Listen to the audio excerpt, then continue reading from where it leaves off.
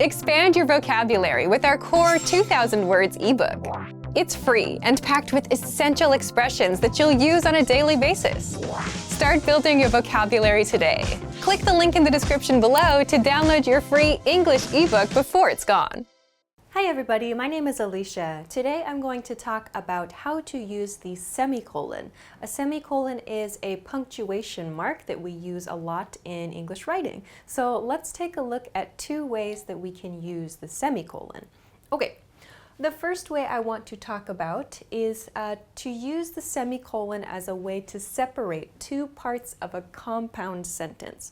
If you watched the video we did about how to use commas, you might remember what a compound sentence is. But just to remind you, or if you haven't seen the video, a compound sentence is a single sentence, one sentence, that is made of two complete ideas. So there are two ideas together in one sentence.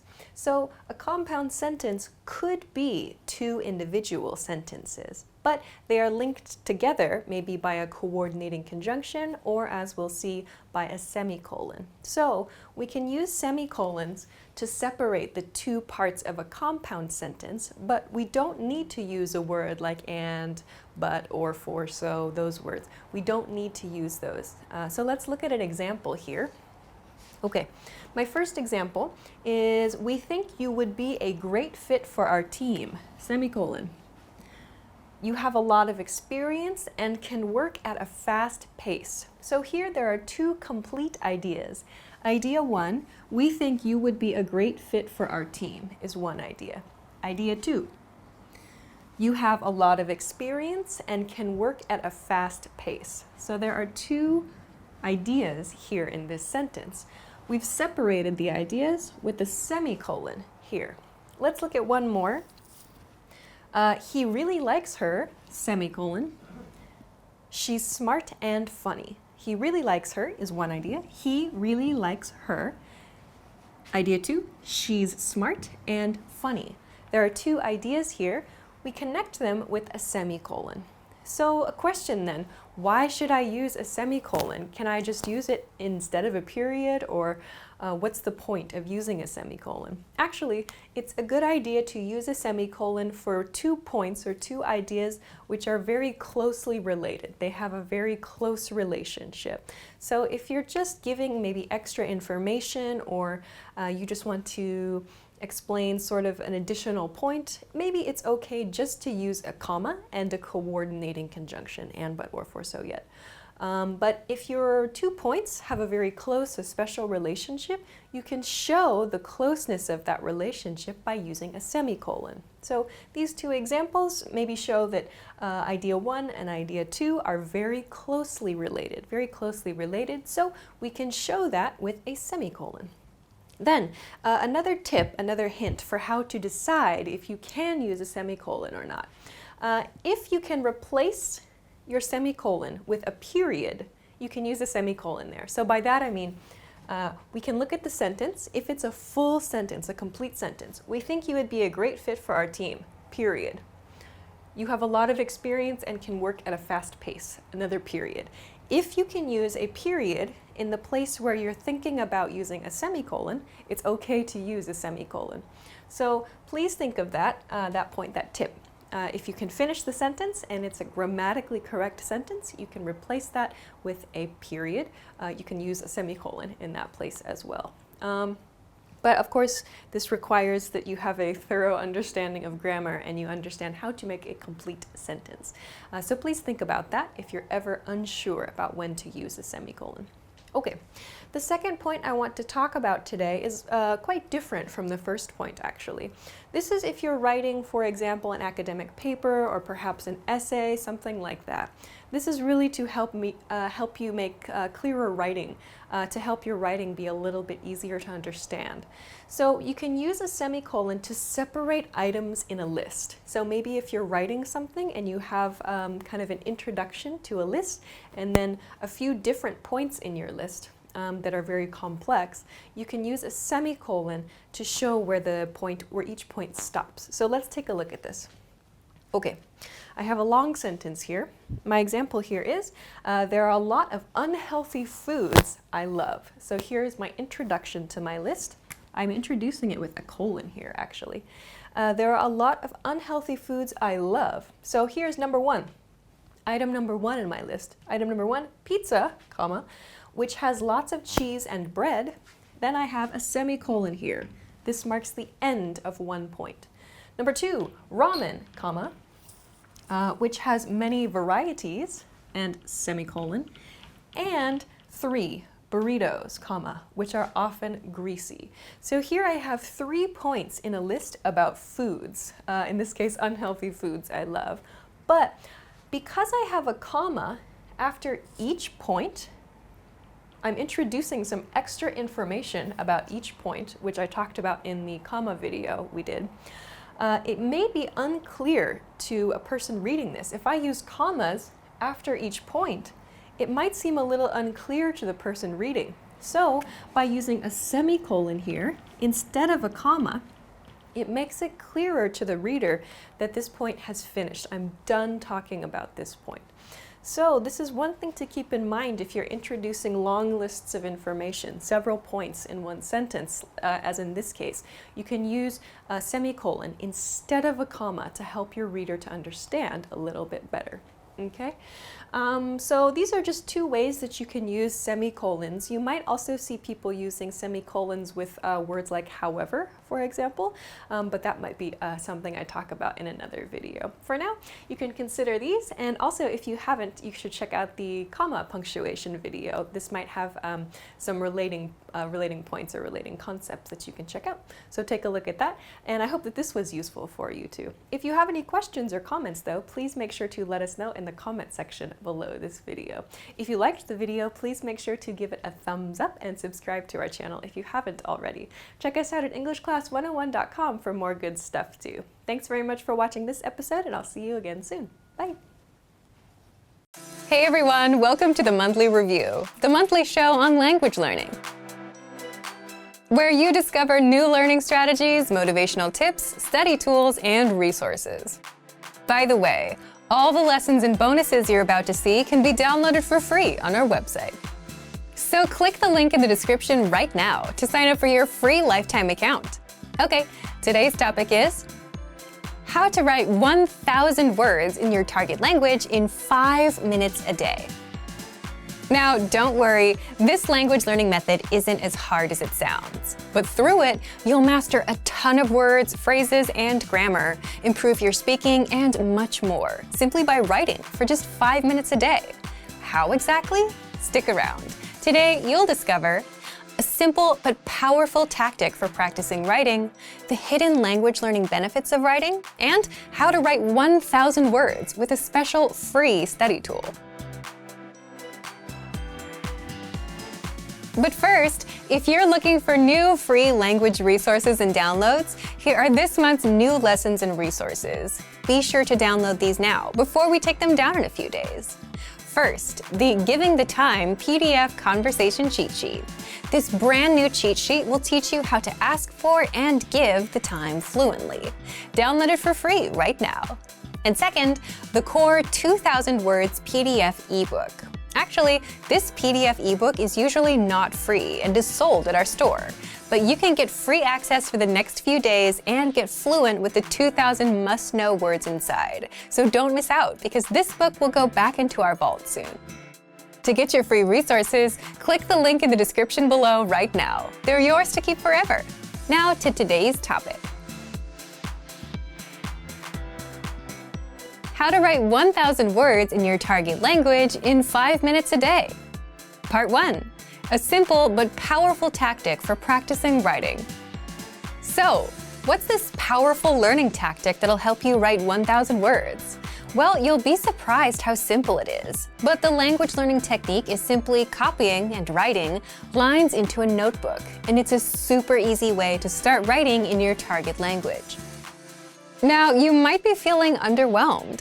You may now be writing a comment about how you're disappointed now that you know what it is.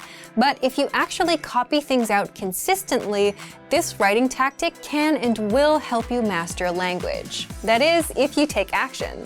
So why does copying things out work, and what makes it a good language learning strategy? Part 2. The hidden language learning benefits of writing. First, it's super easy to do. Copying out lines, say from a textbook or an article, takes no thinking whatsoever. You don't have to worry about what to write, you just copy. You can do it any time of day, and it's a skill you can practice on your own. Second, writing helps you retain the language. How? The more you interact with the language, the better you remember it. So when writing out words, you're focused on them, and you're reading them at the same time. This helps the information stick. Third, you learn new words, phrases, and grammar indirectly. If you keep up with this daily, you'll always come across new words as you practice with this technique, and writing them out will help you remember them. Fourth, you indirectly improve your speaking and reading skills as well. The words and phrases that you learn and retain this way will of course spill over into reading and speaking, and help you speak, read, and understand more of the language. And fifth, you get valuable language output practice. With language learning, you need equal amounts of input, reading and listening, and output, speaking and writing, to truly master a language. Writing is the perfect way to practice output. This tactic works so well that it's a practice among writers, novelists, and even people in advertising. Writers imitate great writers by copying out their work word for word. And by doing this, they get used to a certain style of writing. And the same goes for language. You get used to the language, the structure of sentences, and what sounds natural and what doesn't. Now, how do you apply this copying out tactic? Do you just copy anything? And should you write 1,000 words all up front? The answer to that last question is no, but here's what you do. Part 3.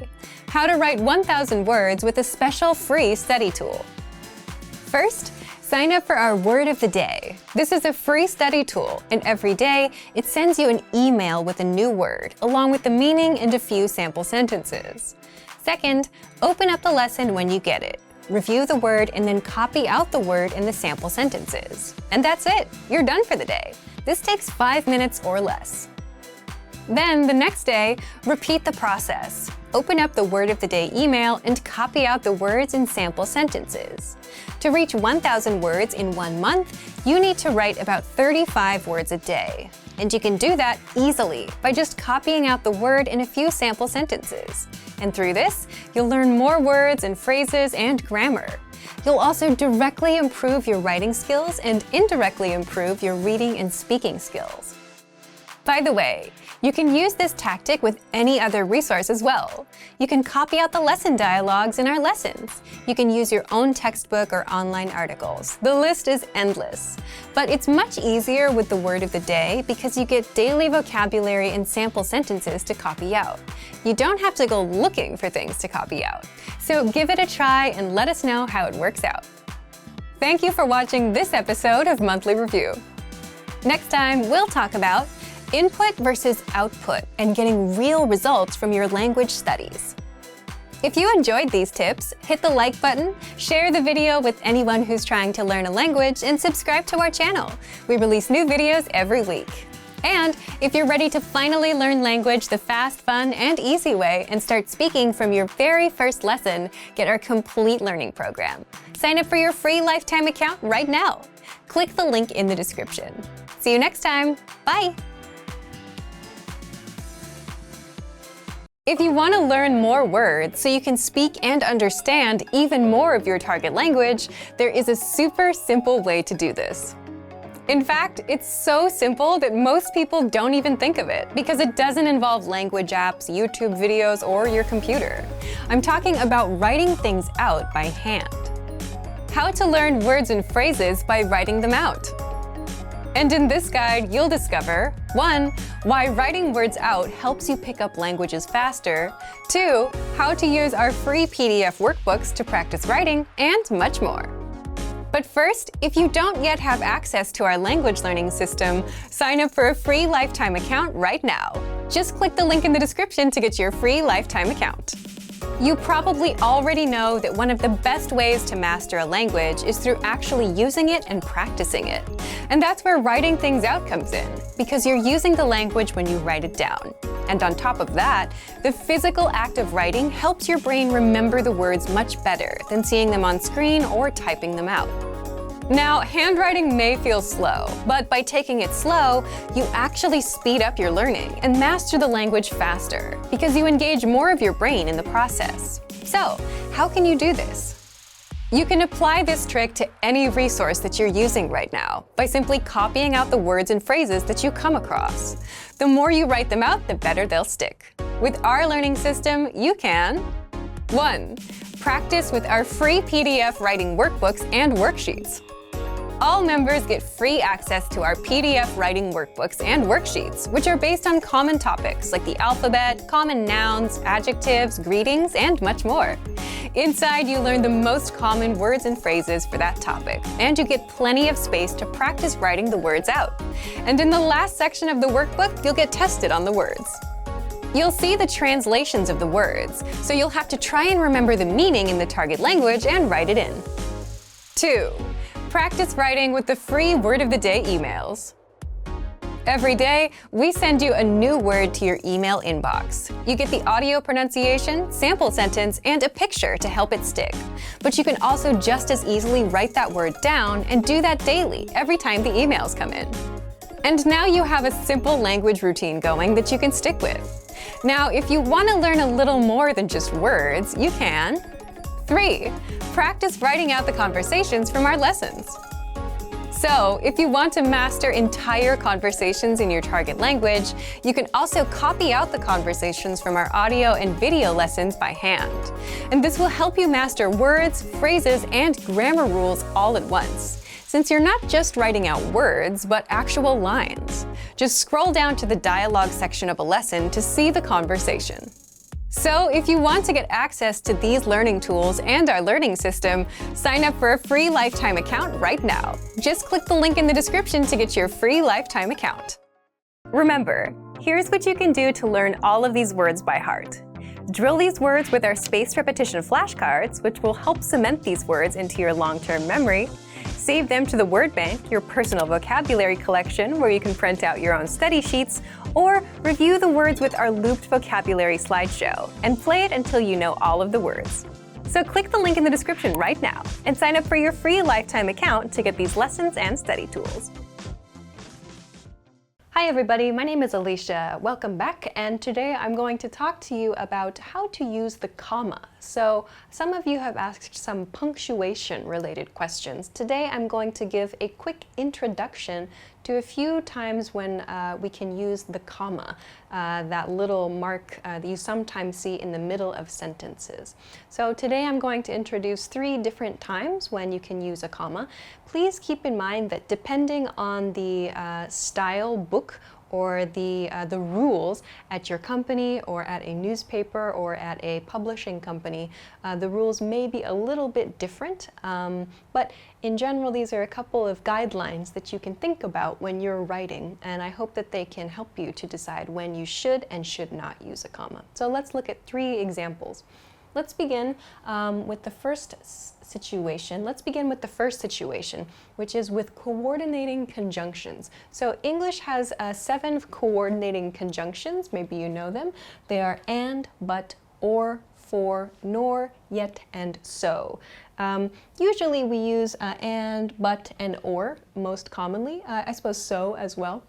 But these are called coordinating conjunctions. We use these coordinating conjunctions to connect pieces of information together.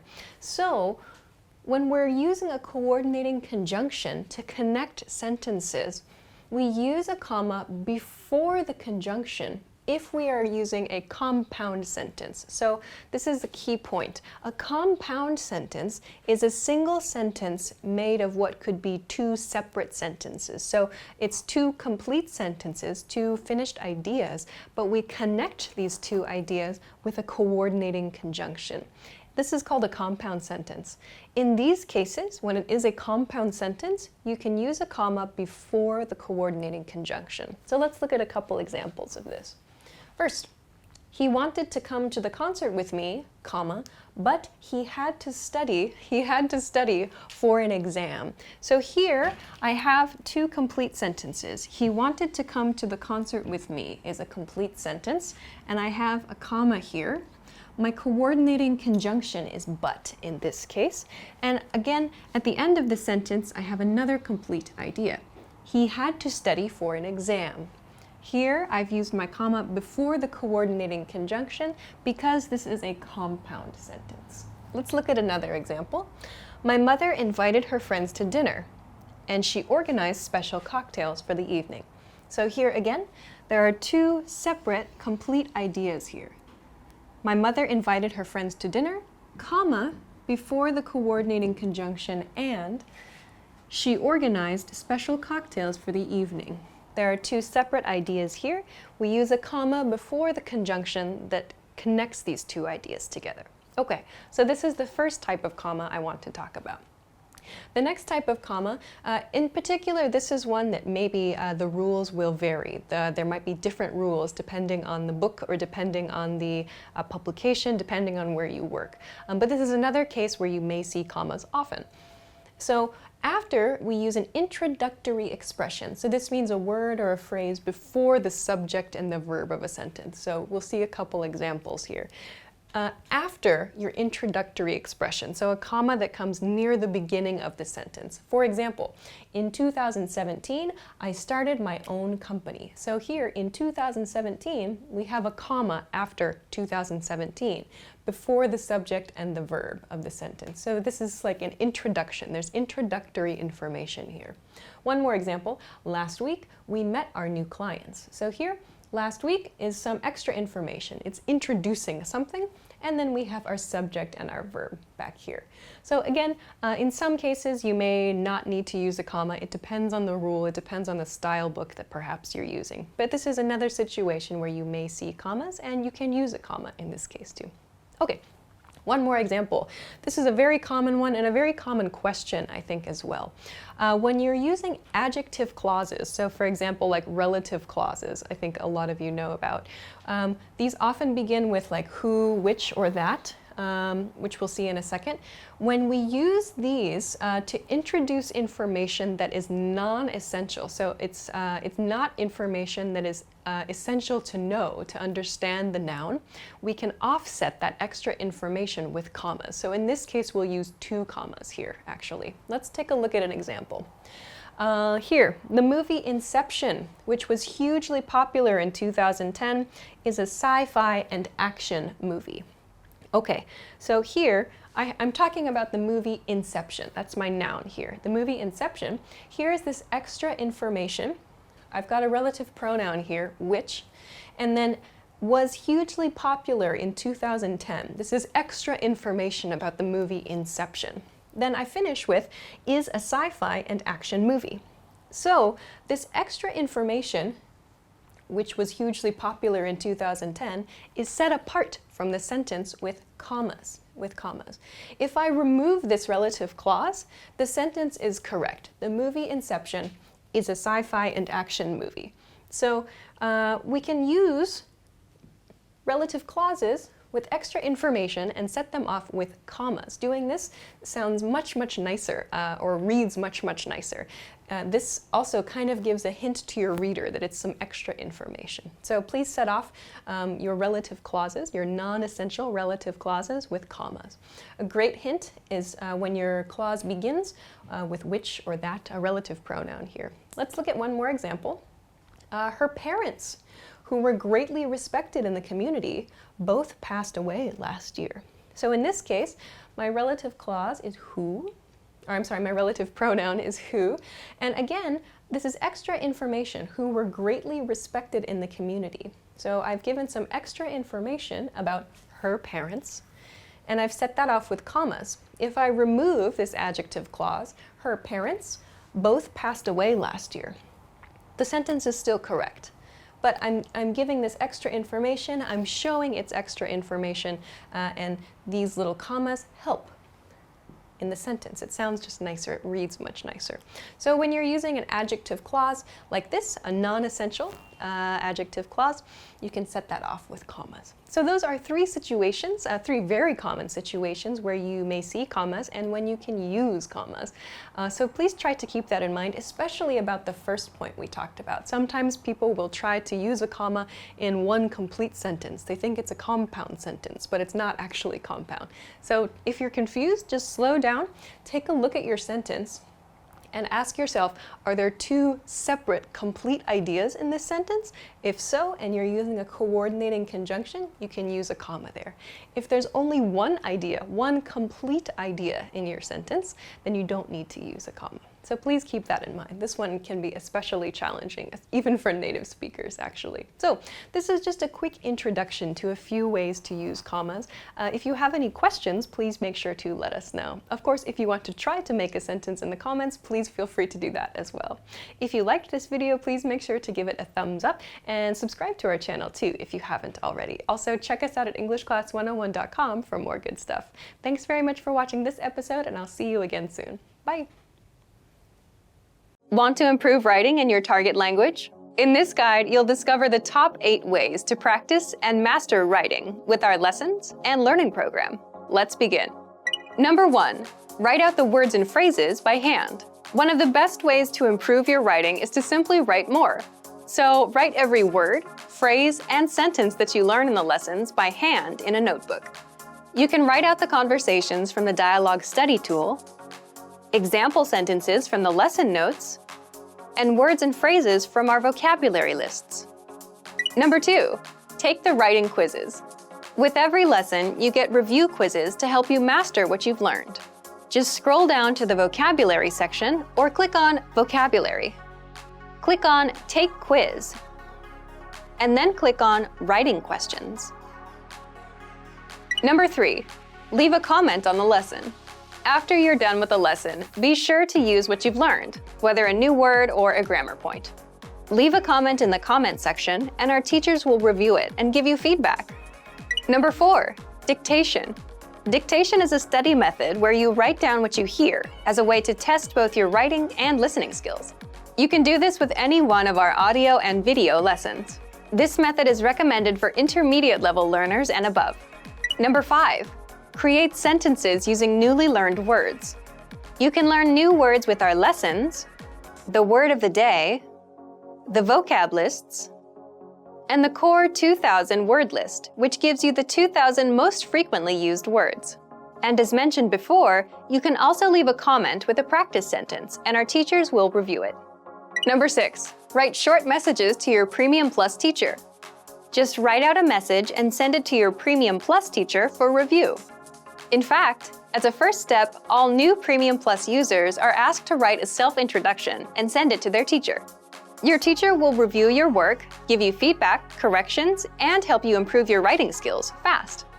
Number 7, get writing assignments from your Premium Plus teacher. You can also get assignments that cover listening, writing, speaking, and even reading from your teacher. These assignments can be tailored to your goals and needs. You get a new one every week, or anytime you're ready for a new one. Number 8, get even more lessons in the lesson library. If you want even more writing lessons, then visit our lesson library, and under Category, choose Reading and Writing.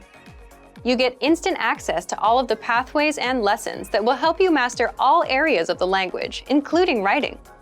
You'll get all of our pathways and lessons that are dedicated to helping you master writing. So, if you're ready to finally learn language the fast, fun, and easy way, and start speaking from your very first lesson, get our complete learning program. Sign up for your free lifetime account right now. Click the link in the description. And if you enjoyed these tips, hit the like button, share it with anyone who's trying to learn a language, and subscribe to our channel. We release new videos every week. I'll see you next time. Bye!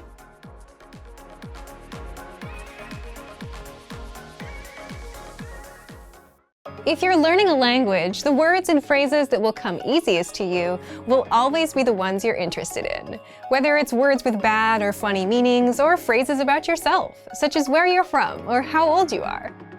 So what if you could make your own printable vocabulary worksheets so you could review and practice writing out the words that you're interested in?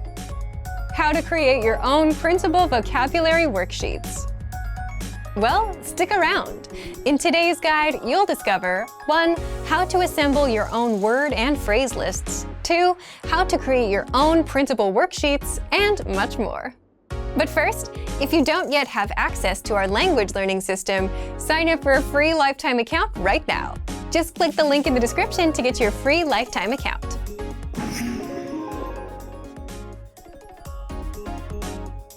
While you're learning the language, you should keep in mind what exactly you want from this language. Do you want to talk about yourself, your hobbies, or understand TV or music? Why? Because you'll naturally learn faster if you're learning about what you're interested in. So, here's how you can assemble your own personal vocab lists. 1. As you go through our lessons on the pathway, you'll likely come across words and phrases you want to remember. You could write them down, or you can send them to the word bank, which is a premium feature where you can store words and phrases for later review. So look for the Add to Word Bank button on the lesson page. 2. You can also save words and phrases from our free vocabulary list to the word bank as well. You can sort through hundreds of vocabulary lists by topics such as weather, hobbies, talking about your day, and more. So you can find words that you're interested in. And then click on Add All to Word Bank.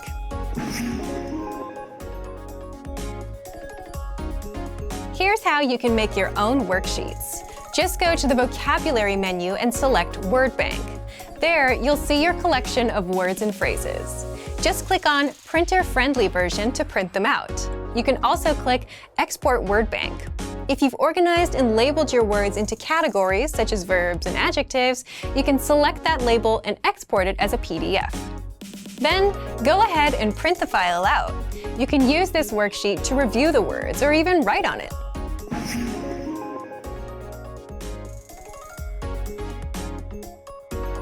So, if you just want ready-made printable worksheets and cheat sheets, then you can always unlock our free Conversation and Vocabulary PDF cheat sheets and PDF writing worksheets.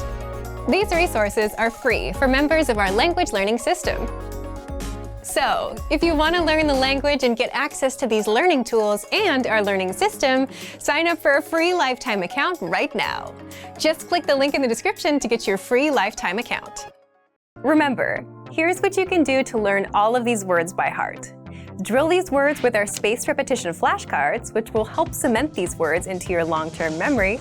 Save them to the word bank, your personal vocabulary collection, where you can print out your own study sheets, or review the words with our looped vocabulary slideshow, and play it until you know all of the words.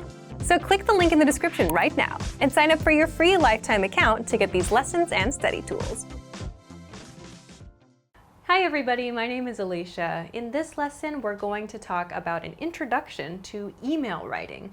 So I have email writing here, but this is email writing especially for business or for other formal situations. We're going to talk about the format, the general format of an English email, and we're going to talk about some patterns that you can use maybe to explain yourself or to introduce an idea, and so on. We'll see a few examples. So let's get started. All right, first I want to take a look at the general format, the basic parts of an email, at least in terms of American English business emails. Simply put, we begin with a greeting, a simple greeting, the dear part of your letter.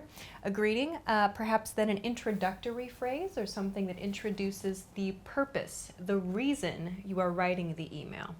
Following that will be any background information or any details you need to provide to make the purpose of your email clear. Following that, a closing statement, something to kind of wrap up to show your reader you're ending the message, and then a sign-off, which is really the final point before your name in the email. So we're going to talk about these points. Let's look at some patterns you can use in these emails.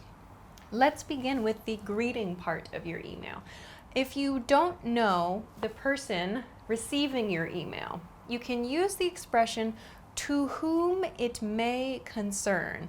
This is kind of a classic line. Some people feel it's a little bit old-fashioned, but it's polite and most people are familiar with it. To whom it may concern just means the person related. So this email is to the person related to this inquiry, to this question. So it just means, in other words, I don't know who to address this email to, but please give it to the proper person, the appropriate person. This is a polite way to say that. To whom it may concern, to whom it may concern.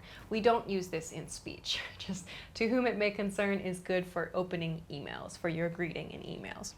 If, however, you do know the person you are sending the email to, you can begin with dear, then add Mr., Miss, or Mrs. The difference between Miss and Mrs. Mrs. is used for married women. Miss is used for unmarried women. If you don't know, is she married, not married, use Miss. Miss is the safer choice. You can also use a title like professor or doctor if you know that the other person is a doctor, has a PhD, is a professor, assistant professor. If you know their title, you can use that in the greeting. Dear Professor XYZ or Dear Dr. ABC, for example. You can also use department names here. So dear, maybe international department staff, for example. You can use the name of the department and staff.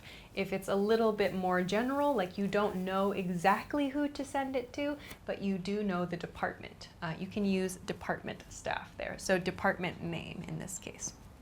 Okay, so once you have written your greeting at the beginning of the email, then you can go into your introduction and your purpose. So why are you writing the email? These are a few patterns that you can use. First, my name is. So if this is the first time you have contacted the other party, the other person, you can use this to introduce yourself. So in my case, my name is Alicia, and I am writing regarding and then your topic. So regarding means about. So you're putting this about statement before your topic. So my name is Alicia and I'm writing regarding studying English, for example. So your topic should probably be a noun phrase. So whatever it is, whatever the topic of your email inquiry is, you can put it here. A simpler one, maybe you already know the other person. You can say, I'm writing regarding your topic. So I'm writing regarding English studies at your school, for example. Another one, I'm writing to reach out about. So here I've used about. You can use regarding here too. Regarding just sounds a little bit more formal than about. So reach out though, this implies you're maybe introducing something or you want someone to do something for you. So I'm writing to reach out about a new event I'm planning. So maybe you're trying to gather support for a new event, for example. So to reach out, you're introducing something, you might be asking for help for something.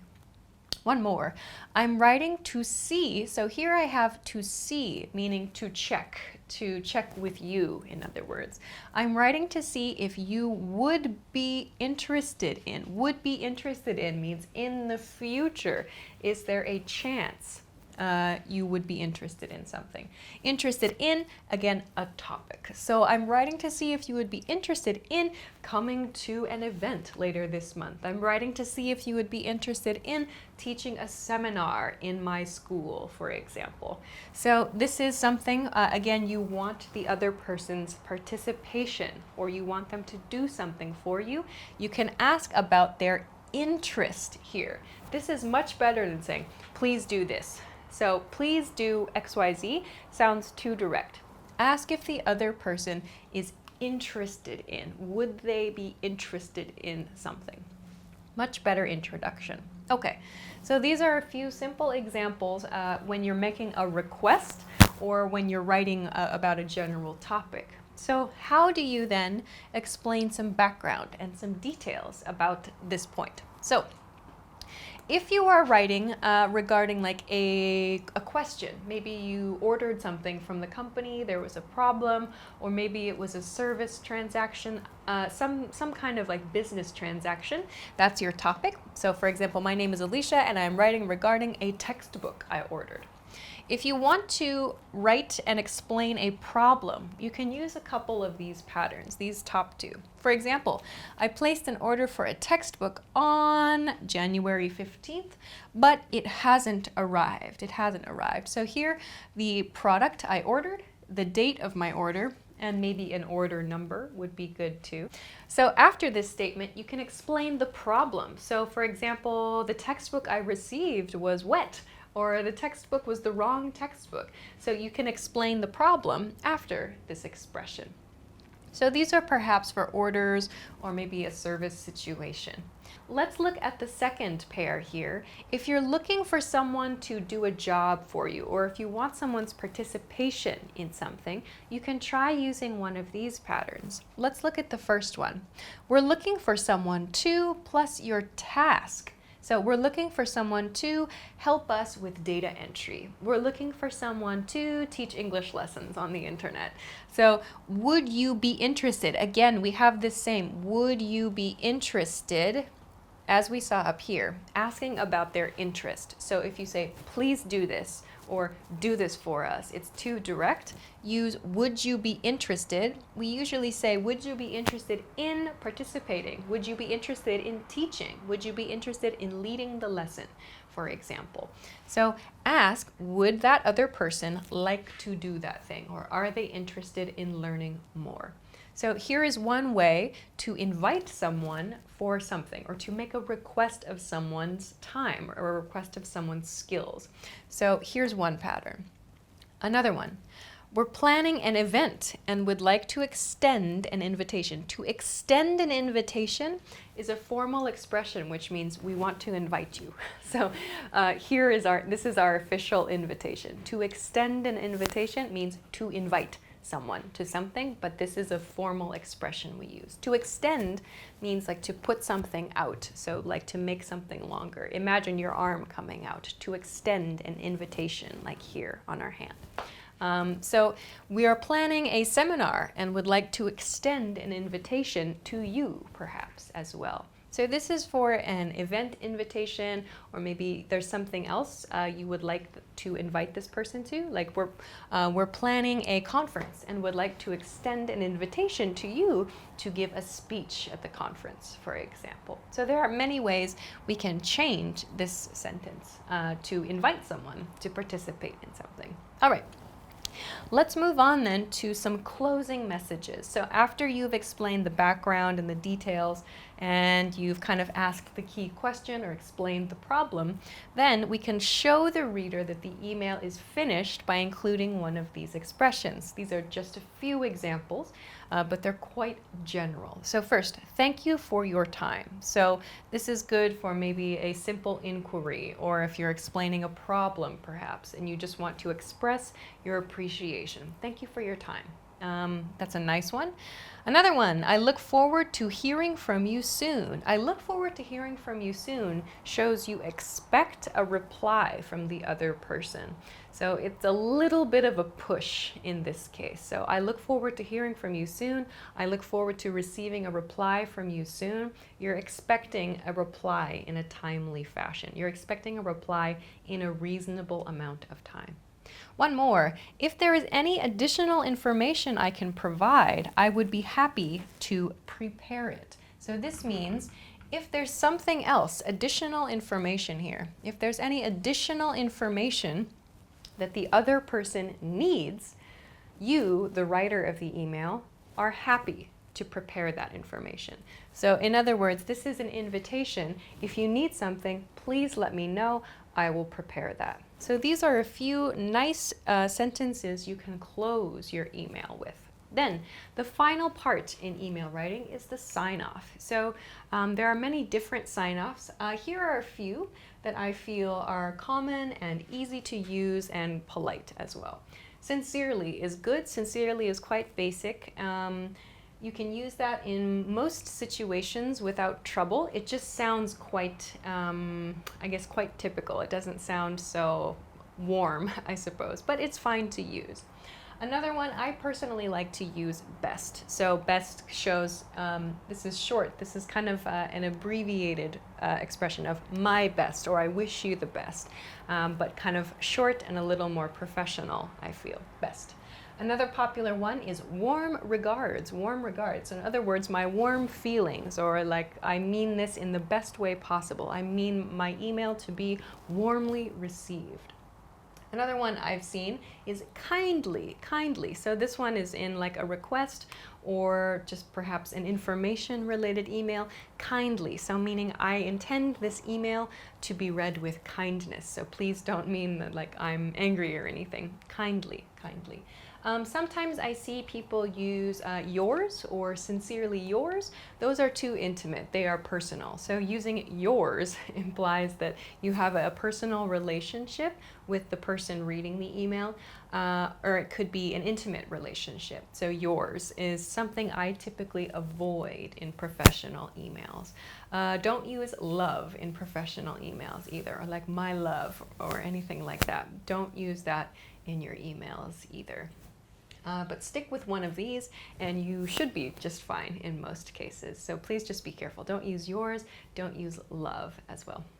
All right, but that's just a quick introduction to email writing, especially professional and business-related emails. I hope that that was helpful for you. If you have any questions, or if you want to try one of these patterns, or if you have a different pattern you like to use in your emails, let us know in the comment section below the video. If you liked the video, please make sure to give it a thumbs up, subscribe to the channel, and check us out at EnglishClass101.com for some other good resources. Thanks very much for watching this lesson, and I will see you again soon. Bye! Expand your vocabulary with our core 2,000 words ebook. It's free and packed with essential expressions that you'll use on a daily basis. Start building your vocabulary today. Click the link in the description below to download your free English ebook before it's gone.